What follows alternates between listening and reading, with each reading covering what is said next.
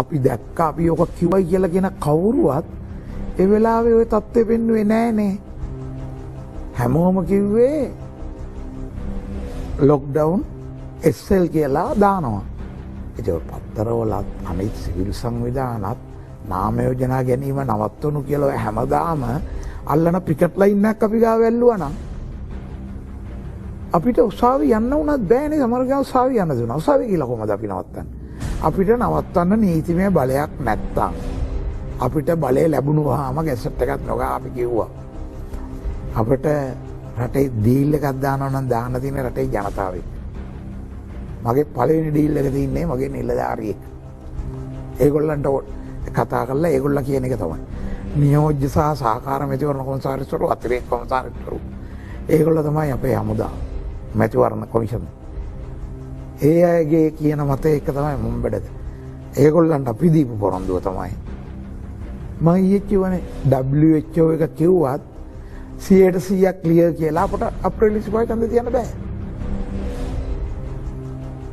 අපිට එහෙනම් ඒක ඩීල් එකක් තියෙනවා. අපි කියනවා අපි දවස් 12කින් තියෙනවා.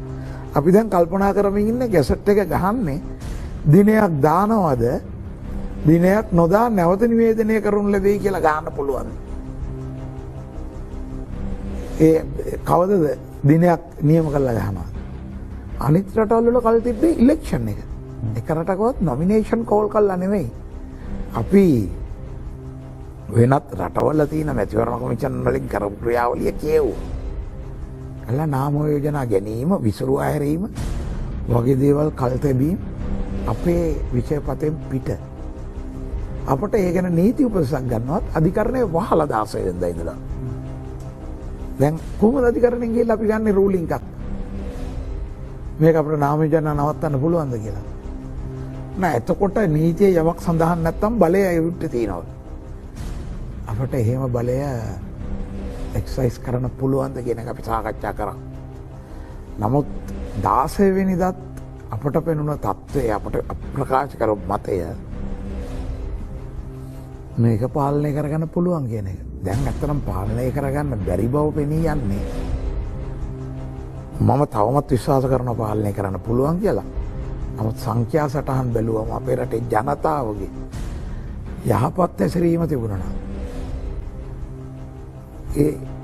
මේ තත්ත්වෙට මිට ලේසියෙන් මුහුණ දෙන්න තිබුණා. ටාස්ක් ෆෝස් එක කරපු දේ කියන්න තිබුණා. අපි කියනවා නම් මේ තියෙන බලය නිසා දිව්‍යමය බලය නැත්තම් සරදාවෙන් මේක නවත්තන්න පුළුවන් කියලා විශ්වාස කරගෙන එන්න අපේ තැනට එන්න කියනවා නම් අපි යම් මෝද ඉවරලා නාන්නයන් කියලා කියනවා නම් අපි කොහොමද තමන් හංගලා ගිය තැන් කියන්නේ නැත්තම් නීතිඥයට ඇත්ත නොකිව්වොත් අඩිය 6ක් උඩින් එල්ලෙනවා. දොස්තර මහත්තයාට ඇත්ත නොකිව්වොත් අඩිය 6ක් යටින් වැළලෙනවා කියනවනේ. දැන් ඒ ඇත්ත නොකියපු අය හරියට ඇසිරෙන්නේ නැති අය ඒගොල්ලෝ විතරක් වැළලෙන්නේ නැහනේ, රටම වල්ලලානේ හදන්නේ. ඉතින් මේ ඡන්දේ අපි ඊයේ කිව්වා අපේ ජනතාවගේ පරමාධිපත්‍ය සාසියල්ලම තමයි ලොකුම. හැබැයි ඒකට ජනතාව ඉන්නේ නැහැ. ව්‍යවස්ථාවට උඩින් ජනතාව වෙනුවෙන් තමයි අපි කල්පන්නේ. නමුත් මට හිතෙන්නේ දැන් මේකේ අවස්ථාවක් තිබුණා. ඒ කියන්නේ දැන් විපක්ෂයේ දැඩි බලපෑමක් තිබ්බ. ඔබතුමා අහන්න පුළුවන්ද නැද්ද කියලා අහනොත් ඡන්දේ කල් තියන්න. මේ බලපෑමක් නැහැ. එහෙනම් ඒගොල්ලන්ට මිනිස්සු 100ක් ගෙනලා පිකට් ලයින් එකක් අල්ලන්න තිබුණා. ඔය මාධ්‍ය හැමදාම අපි මාධ්‍ය ප්‍රකාශ කොච්චර සජිත් ප්‍රේමදාස විපක්ෂ නායකතුමාගෙම කිව්වනේ. එතුමා කිව්වනේ මේක කල් දාන්න, මේ මොකද්ද ඡන්දයක්ද මේ වෙලාවේ තියෙන්නේ ලොකු කරගෙන ඉන්නේ කියලා. මම ඒකට උත්තරේ නෝ කමෙන්ට්ස්. මං කැමති නෑ කවුරුවත් රජ්‍යෝම දේශපාලනඥයන් විවේචනය කිරීම පක්ෂය කතා කරේ. ඒ ආපු හැමෝම එන්නලා ලියුම් බාර දුන්නේ 18 පෙරේදා හමු වුණාය, 17 හමු වුණාය. නමුත් අපි නාම යෝජනා දෙනවා. මේ නාම යෝජනා දීමේදී ඇතිවන ගැටලු පිළිබඳව ඔය හැමෝම අපිත් එක්ක සාකච්ඡා කරලා තිනවා. විශ්වවිද්‍යාල ආචාර්යවරු නිවාඩු ගන්න ඕනද? මට මේ මීඩියා එකේ මේකේ යනවනේ ඔන් ලයිව් දෙන්න තියෙන උත්තරේ දෙන්න බෑ. මං කියන්නේ එක පක්ෂයකට නෙවෙයි. මේක ලයිව් යන නිසා නැත්නම් චතුරෝක එළියේදී වෙන බෑවුවනම් මම උත්තරේ දෙනවා. ඒක මට උත්තරේ මම මේ ගරු විපක්ෂ නායකතුමා ගැන හිතලා නෙවෙයි. රටේ මුළු ජනතාවම දැන් කියන විශේෂ පණ්ඩිතයෝ ඉන්නවනේ. එතකොට නමුත් මාර්තු 2 වෙනිදා වෙනකොට කවුරුවත් කිව්වේ නෑනේ මේක විසිරවන්න එපා මේ අවුට්බ්‍රේක් එකක් තියෙනවා කියලා. ඒ වෙලාවේ කාටවත් පෙනුණාද? ඔය දැන් මහා පණ්ඩිතඥයෝ වශයෙන් කියන අය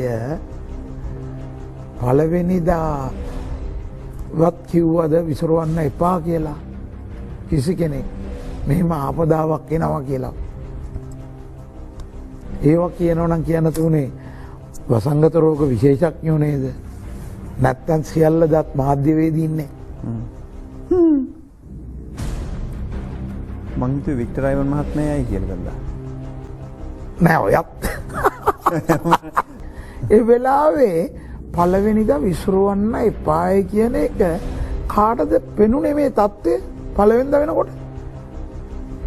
පෙනුණා නම් එක කෙනෙක් පළවෙනිදා මේ ගැන අපට කවුරුත් ලියලා ඉවල තුනද? අඩුම ගානේ 10 වෙනිදා වෙනකල් ලියලා ඉවල තුනද? 12 වෙනිදා වෙනකන්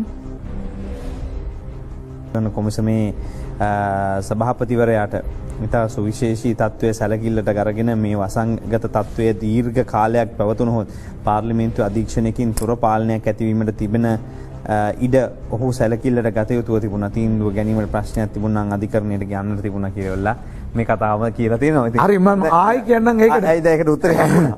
අධිකරණයට යන්නේ කවදාද? අධිකරණේ 16 වැව්වනේ. ඔව්. මේක අවුට්බ්‍රේක් එකක් බව පේන්න ගත්තේ 13 වෙනිදා. 12 14 15 සෙන්චුරාරිදා 16 ඉඳලා වහලා. එතකොට අපි කමිෂන් එක හම්බුනේ 16 17. හම්බුනට මොකක්ද අපිට කරන්න පුළුවන්? අපිට ප්‍රෙස් කොන්ෆරන්ස් එකක් තියලා මේක අපි ගන්න නොමිනේෂන් කියලා කියන්නද? එතකොට එහෙනම් ඔය කියන ඔක්කොටම නොමිනේෂන් හදන්න නැතුව ඉන්න තුනනේ. අපි මේකට විරෝධය දැක්වීම වශයෙන් අපි නාමය වෙන බාර දෙන්නේ නැහැ කියලා. කවුරුත් එහෙම කියන්නේ නැහැ. ඔක්කොම හදන්නේ බොහොම ලේසි වැඩේ තමයි. අර කොරෝනා රෝගී හැදුනම ඒ කවුරු හරි කෙනෙක් වටේටම කියලා ගහලා තොපි ඔක්කොටම හැදුනා වගේ. හැමෝටම බැන බැන ගිහිල්ලා කමිෂන් එකේ මූණට කියලා ගහලා යනවා. තොපි මරියව කියලා වගේ වැඩක් නෙමෙයි. ඔයත් කියන්නේ ඕක කියෙව්වම මාර වැඩක් ඒක බුදුහම්මෝ. අපි නාවි කතා කරනවා තමයි. නමුත් අපිට ඒක සිතලා දැනනවද වේදනාව? අපි කොහොමද අපි කරේ කියන එක අපි දන්නවා.